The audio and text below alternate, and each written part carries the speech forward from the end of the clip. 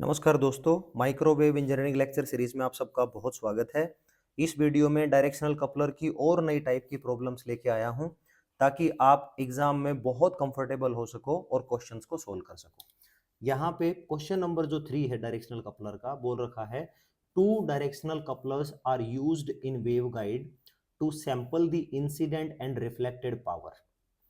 The output of two coupler is found to be 5 milliwatt and 0.5 milliwatt.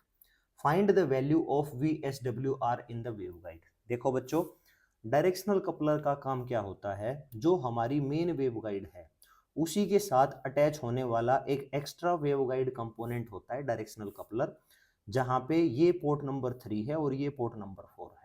Third and fourth port की वजह से जो टुकड़ा इसके साथ जुड़ा है उसको हम एक्सिलरी वेवगाइड बोल देते हैं। पोर्ट नंबर 1 पे जो भी पावर है उसका कुछ सैंपल यहाँ पे लेके उसको मेजर कर लिया जाता है ताकि हम ये बता सकें कि मेन वेवगाइड्स में जो पावर ट्रांसमिशन हो रहा है उसमें लॉसेज हैं या नहीं है। अब यहाँ पे हम बात करते हैं जो हमें गिवन है और जो हमें निकालना है। तो जो VSWR आपको निकालनी है मेन वेवगाइड की, VSWR का निकलना तभी पॉसिबल होगा जब आप मेन वेवगाइड का रिफ्लेक्शन कोफिशिएंट निकाल पाओगे। ठीक है, तो जो रिफ्लेक्शन कोफिशिएंट है वो क्या होता है देख लीजिए। रिफ्लेक्शन कोफिशिएंट को टाउ से रिप्रेजेंट करते हैं और ये होता है reflected voltage divided by incident voltage. ठीक है, लेकिन अगर मैं दोनों साइड स्क्वायर कर दूं तो क्या होगा, टाउ स्क्वायर हो जाएगा और ये क्या होगा, रिफ्लेक्टेड वोल्टेज का square divided by incident voltage का भी स्क्वायर। ठीक है, और हमें ये पता है कि जो पावर है, power is directly proportional to square of the voltage. तो अगर मैं इन टर्म्स ऑफ पावर लिखूं तो जो रिफ्लेक्शन कोफिशिएंट है वो क्या होगा, रिफ्लेक्शन कोफिशिएंट का स्क्वायर, वी रिफ्लेक्टेड का स्क्वायर क्या होगा, रिफ्लेक्टेड पावर ऑब्वियसली, और वी इंसिडेंट का स्क्वायर क्या होगा, जो इंसिडेंट पावर है वो।